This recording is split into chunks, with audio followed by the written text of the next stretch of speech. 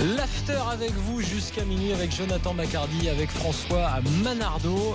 On va passer aux avis tranchés de l'after, vous le savez. Les drôles de dames arrivent, ne vous inquiétez pas, on a juste décalé un tout petit peu parce que vous le savez également, il y avait du basket ce soir. Je vous redonne d'ailleurs les deux résultats du soir qu'on a suivis sur RMC. Victoire de la France face à la Grèce au championnat d'Europe féminin. Troisième victoire en 3 matchs de poule. Les Françaises sont qualifiées déjà pour les quarts de finale. Et puis c'est chaud aussi pour la finale de la Pro A masculine évidemment. Strasbourg a battu Chalon-sur-Saône 84-78. Il y aura donc un match 5 et évidemment le vainqueur de ce match 5 sera sacré champion de France et ce sera vendredi soir sur RMC. Allez, c'est parti, on va parler du LOSC de Lille qui reprenait l'entraînement aujourd'hui avec Jonathan Macardy, c'est son avis tranché. Il est dans le dur là, Messi. Il y a des gens qui l'ont tiré à boulet rouge dessus, dont Diego Maradona. En l'état des choses, il ne reprendra pas. Et ouais. Alors Jonathan, tu veux nous parler du LOSC et de cette nouvelle structure qui est plutôt bien balancée d'après toi, même si on rappelle quand même l'info du jour, c'est que Bielsa avait demandé à ce qu'on avance la reprise de l'entraînement. Tout le monde était là sauf Bielsa. Problème personnel avéré par les médias argentins. Très bien. Apparemment, il sera vraiment là demain. Donc écoute, on va mettre de côté cette petite information qui pour l'instant ne relèvera que de l'anecdote dans la préparation estivale du LOSC. Donc alors, on va mettre... Voilà, je sais qu'il y a beaucoup de doutes encore sur la provenance des fonds de notre ami Gérard Lopez. Apparemment, ça en passe de trouver une issue favorable à la DNCG. Mais ce dont je voudrais parler, peu importe ces doutes sur les provenances de l'argent de Lopez, ça serait de voir un peu, d'analyser la construction du projet lillois depuis que Lopez est arrivé. Qu'est-ce qu'on voit ? Première recrue, Marc Ingla, parfait pour valoriser le club. Deuxième recrue, qui venait du Barcelone. Exactement, ouais. Et qui a sauvé le Barça à une époque où c'était un peu compliqué au début des années 2000. Directeur marketing, c'est ça, du Barça ? C'est ça, ouais. Deuxième recrue, Campos, qui est un directeur sportif qui a tout de même fait ses preuves, même s'il y a beaucoup de choses un peu opaques autour de lui, mais qui, depuis qu'il est arrivé, a fait du très bon travail. Et la troisième recrue, c'est Marcelo Bielsa. Et là où je salue Gérard Lopez, c'est de dire que quand Monsieur Campos est arrivé, on était tous là, nous, entre guillemets, un peu connaisseurs de Marcelo Bielsa, à se dire, ouais, mais Bielsa, jamais il va vouloir venir au LOSC, jamais il va vouloir travailler avec un directeur sportif qui a des liens supposés aussi forts avec le monde des agents. Mais Bielsa est arrivé et on voit que depuis que l'annonce de ce trio-là a été officialisée et depuis que ce trio s'est mis au travail, ça a l'air de fonctionner comme sur des roulettes. D'où je tire cette conclusion, c'est quand je vois le recrutement qui a été fait, notamment cet hiver et le début de cet été là, je vois que des recrutements malins. Cheka, j'ai été totalement séduit par ce joueur-là. Je trouve qu'il a un potentiel énorme au milieu de terrain. Je trouve que c'est un super joueur et de l'avoir payé que 4-5 millions d'euros, je trouve que c'est une très très bonne recrue. Je vois l'arrivée d'Alonso, le défenseur paraguayen que j'ai vu beaucoup jouer avec le Cerro, qui est un défenseur qui est promis un très bel avenir, notamment en passant entre les mains de Marcelo Bielsa. Il y a le petit El Ghazi qui est arrivé, qui a montré des choses assez prometteuses, mais qui manque un peu de discipline, mais justement avec l'entraîneur qu'ils ont pris, je me doute pas que la discipline il va en trouver. Arauro qui va arriver aussi, qui est un ailier virevoltant de Santos, qui est vraiment un feu follet, un ailier qui mange la ligne mais qui est très très bon. Donc en fait, qu'est-ce que je vois, c'est que le projet du LOSC, même si on n'a aucune certitude, parce que c'est quand même des joueurs qui arrivent un peu de destinations exotiques et qu'on n'a aucune certitude quant à leur adaptation, c'est que je vois que ce projet il est très cohérent. On a Marcelo Bielsa qui est là pour valoriser des jeunes. Et pourquoi pas faire une plus-value, et même sûrement faire une plus-value quand on se rappelle la manière dont il a entre guillemets sauvé l'Olympique de Marseille en arrivant à faire des prouesses comme valoriser des joueurs comme Gianni Mboula à plus de 20 millions d'euros, c'est chapeau. Donc on a un faiseur de talent, un valorisateur de talent, on a Monsieur Campos qui est là pour lui apporter de la matière, permettre au club, à Marcelo Bielsa d'avoir de la matière à travailler pour permettre au club de se faire des bénéfices, et Ingla qui est là pour vendre ça un peu sur tout l'aspect marketing. Et ben pour l'instant, ce que je vois, c'est que aussi bien du côté de l'OM que du côté de Lille, les deux nouveaux investisseurs qui sont arrivés en Ligue 1 ont fait les choses dans l'ordre, ont nommé les bonnes personnes, et pour l'instant, du point de vue institutionnel, on va attendre pour le sportif, mais du point de vue institutionnel, ça travaille très très bien, et j'ai l'impression que notre Ligue 1 se professionnalise. François, ton avis sur le projet lillois qui est en marche ? Reste sur le papier attrayante. Et après, effectivement, il faudra voir au niveau de l'exercice lillois comment cette mayonnaise va prendre. Sur le directeur sportif, c'est un nom qui, s'il ne fait pas l'unanimité, est un nom quand même qui donne des gages de sérieux. Maintenant, à Monaco, il avait aussi fait un gros appel d'air. Lemar, ok, mais aussi El Shaarawy, Pasalic, Carrillo, qui n'ont pas... Et puis l'autre... non, pas Carrillo, pardon, je confonds avec presque son homonyme, qui jouait sur le côté gauche de l'attaque monégasque. ça va me revenir. Et donc toi, tu penses que qui a resté qu'une saison. son bilan donc, est mitigé? Pour moi, il y avait un bilan monégasque qui était moyen. C'était gratuit, Pasalic. Hein. C'est un prêt. Oui, mais c'est lui qui l'a fait venir. El Shaarawy, c'était un tu veux dire sur la aussi. Shaarawy, c'était pas Campos. Sur la quantité c'est lui qui était là. Non, mais c'était pas Campos qui était. Campos était en tout cas, ton idée, c'est que sur la quantité de joueurs, il n'y a pas forcément que des réussites. Tu peux pas forcément non plus complètement te tromper. Et puis, il y a quelques belles réussites, notamment Lemar. Après, moi, je suis Bielsa sceptique. Je pense que c'est un excellent entraîneur. Je pense que c'est sur la deuxième année que tu vois véritablement ce qu'il peut faire de ce LOSC. Pourquoi tu dis ça ? Parce que moi, l'expérience que j'ai eue avec lui dans le travail, pas en tant que spectateur, que ce soit en 2002 avec la sélection d'Argentine, quand je vois avec Bilbao le souvenir qu'il a laissé dans le club... Tu travailles dans la presse. Côté FIFA. Ouais. Et donc, Côté c'est quoi, FIFA. Sportivement, quels sont les reproches qu'on lui fait sur sa deuxième saison ? C'est que ce qu'il t'exige, ce qu'il fait de toi en tant qu'équipe et de joueurs sur la première saison, quand tu arrives à faire d'un bassin de 3 millions d'habitants un club qui arrive en finale de l'Europa League, tu as des qualités. Voilà. D'accord. Là-dessus, je rejoins tout le monde. Après, sur ce qu'il demande à ses joueurs, tant que les joueurs y croient, parce que les résultats suivent, et c'est ce que j'ai déjà dit dans l'émission, ça marche. Sur la deuxième saison, ce qui souvent s'est vérifié, les mecs sont souvent carbo. Souvent, c'est quoi Bilbao. Non, mais à Bilbao et puis parce que souvent, t'as l'impression d'en faire une généralité. Souvent, alors à part à Bilbao. Oui, et à part à Bilbao, parce que dans le cas, tu fais pas de généralité. Attends, tu peux pas prendre l'exemple du Chili, c'est une sélection. Moi, je te parle de club. Au Mexique, la deuxième saison, il n'y a pas eu de problème. Avec Vélez, il n'y a pas eu de problème. Il a gagné, il a été loin en Libertadores. Avec les Newell's. Mais c'est juste un cas, tu vois. Avec un cas, une généralité. Avec Marseille, on a Marseille, qu'une c'est saison un peu différent. Oui, mais avec Marseille, il reste un an, on n'en sait rien. Marseille, les 6 derniers mois, ils sont comment ? Ils sont pas bons. Plus difficile. Donc toi, ils sont champions. On va pas vous mettre d'accord, mais en gros, tu veux dire que toi, sur la durée, en gros, t'as des doutes. T'as Nkoulou qui est, on te refait l'historique. Nkoulou qui est blessé, Ayou qui est blessé. Non, mais on va pas refaire ce débat. Beaucoup plus compliqué. On va pas faire le débat. Si on doit faire. Non, juste. Parce qu'on dit, faut pas dire des bêtises sur Bielsa. Agenouiller. Non, des bêtises sur Bielsa, c'est pas une saison, d'un exemple. Je dis pas de bêtises. On a compris. Si c'est d'un cas précis, t'en fais une généralité. Je dis pas de bêtises. Tu y es passé dans le club ? Non, mais je l'observe. Dans quel club ? Alors, Bilbao ? Ouais, Bilbao. Mais c'était un cas. Comment d'un exemple tu fais une généralité ? C'est n'en fais pas une généralité. Je suis en train de dire que sur la deuxième saison, il peut t'amener à les mecs exploser en vol. À Bilbao. C'est pas moi qui l'ai inventé. À Bilbao. Ça fait pas. Attends, mais ça fait pas une bêtise. Si, c'est arrivé à Bilbao. Tu le présentes comme une généralité. C'est dingue. Toi aussi, tu vas raconter des bêtises sur ce qui s'est passé dans un autre club. Je te parle de Vélez, je te parle des Newell's, je te parle de cas concrets, quoi. François, c'est bon. Tu as dit 3 fois que c'était un exemple, tu as dit 3 fois que tu étais sceptique sur la deuxième saison. Argument suivant ? C'est bon, non, mais à d'autres, c'est bon, on a compris. Vous avez dit 3 fois de suite la même chose. À dire que je suis sceptique sur la deuxième saison. T'es sceptique, voilà. C'est pas ce que t'as dit, mais bon. Bah si, il a dit ça, il est sceptique. Non, t'as dit ça se passe toujours mal dans la deuxième saison. Non, il est sceptique. T'as dit toujours mal. Non, c'est pas vrai. On va pas recommencer. On va regarder sur le mot que j'ai pu utiliser. Peu importe, ça n'a aucun intérêt. Chacun a donné son avis. T'es pas sceptique et il a le droit de l'être. Pierre, supporter de Lille. Salut Pierre. Bonsoir la team. Alors, est-ce que toi t'es sceptique ou t'es optimiste à l'arrivée de Bielsa ? Je vais rejoindre à 300% Jonathan, pour la simple et bonne raison, juste si on regarde un petit peu ce qui était dit avant l'arrivée de Bielsa, depuis le départ de Rudy Garcia, le LOSC s'est cherché parce que Seydou voulait passer le lambeau, etc. Et à force essayer de trouver des entraîneurs à faire du turnover là-dessus, on s'est retrouvé en fait à vider nos baraques à frites tout autour du stade. Et le LOSC n'était plus attrayant. C'est-à-dire que la super génération des Nazar et tout ça qu'on a connu, s'est complètement effacée. Et on a trouvé un Lille qui faisait plus plaisir à jouer, qui marquait plus, qui prenait des buts, etc. Et puis on l'a vu sur les dernières saisons. Et cette année-là, donc il y a ce projet qui est mis en place. Et nous, en tant que supporters lillois, on est super contents parce que l'arrivée de Marcelo Bielsa, au-delà des qualités qu'il peut avoir, c'est un entraîneur de renom. Et je pense que Lille en a besoin pour se vendre dans le monde. Marc Inglas l'a annoncé. Il me semble bien que Marc Inglas a été le directeur marketing de Barcelone de 2002 à 2008, je crois. Donc c'est lui qui a vraiment lancé l'image Barcelone dans ces années-là.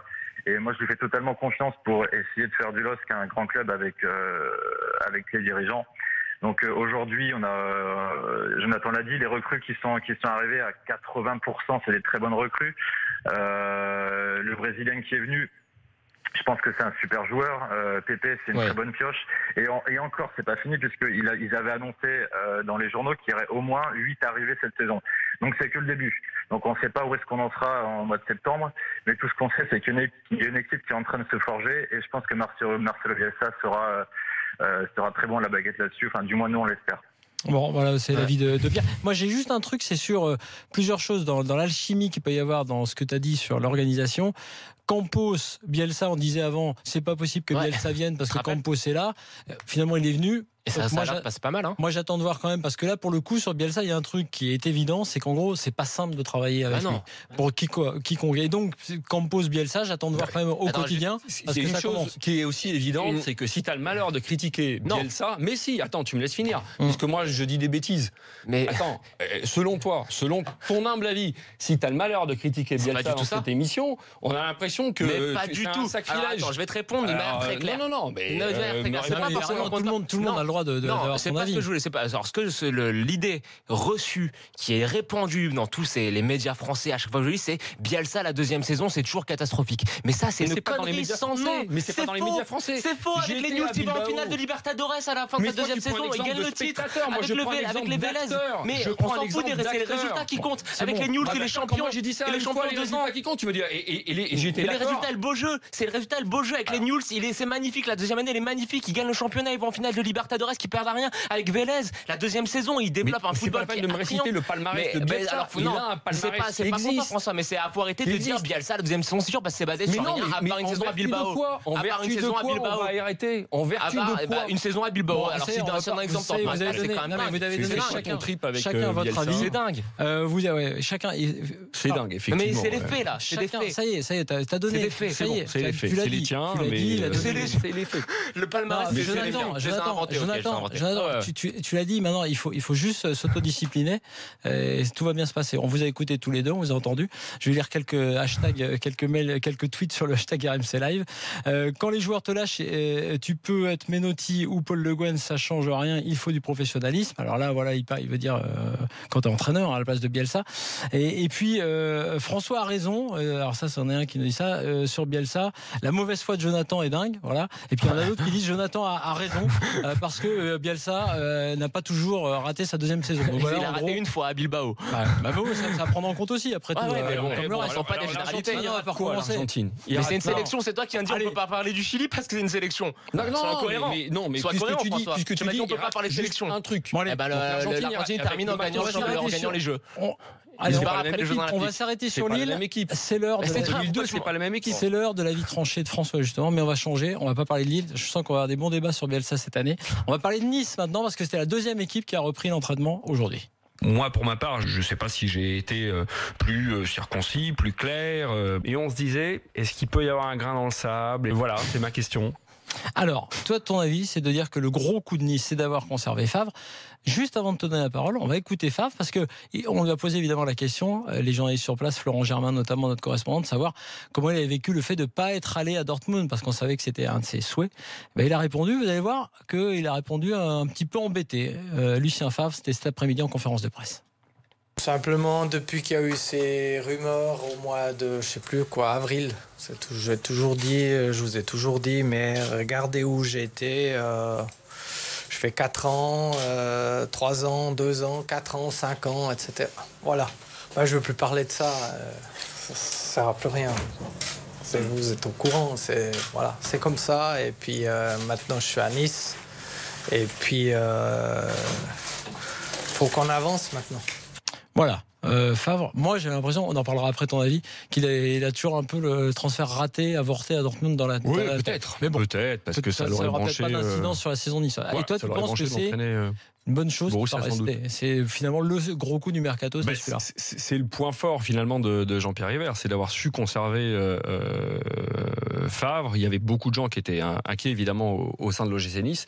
Finalement, cette inquiétude a été levée par le patron, donc le président. Maintenant, quand on regarde les recrutements sur cette intersaison qui commence à peine, que ce soit Adrien Tamès de Valenciennes, Makengo de Caen, puis Lesmelou de Dijon, on est sur une phase ascendante light. Pour l'instant, en attendant de voir si s'il part, sera remplacé.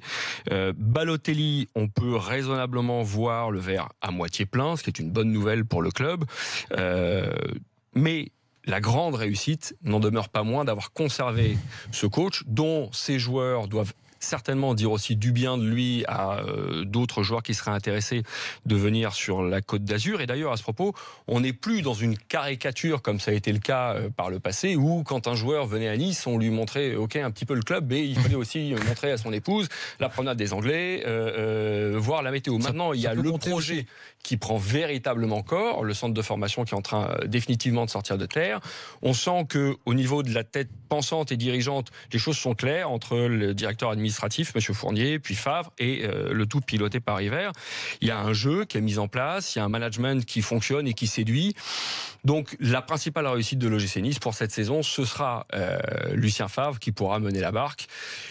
Et on va voir ce qui va se passer avec le tirage au sort qui va arriver bientôt pour le Q3, comme il dit. Donc le premier tour préliminaire de Ligue des Champions avec l'OGC Nice qui aura fort à faire, mais qui sait. 14 juillet, le tirage au sort. Et le match, je crois que c'est le 27, enfin il y a 2 dates, ça doit être mardi ou mercredi, 26 ou 27 juillet dans la foulée. Et on le suivra évidemment sur RMC. Laurent est avec nous au 32-16. Salut Laurent. Oui, bonsoir messieurs. Supporter niçois. Laurent, est-ce que tu es d'accord avec François pour dire que finalement le plus gros du mercato, c'était d'avoir réussi à conserver Favre on va dire en début de mercato? C'est le numéro 1 du mercato, de toute façon, le conserver, c'est obligatoire. Ça, vous ne pouvez pas repartir sans lui, parce qu'il a quand même fait une saison tonitruante.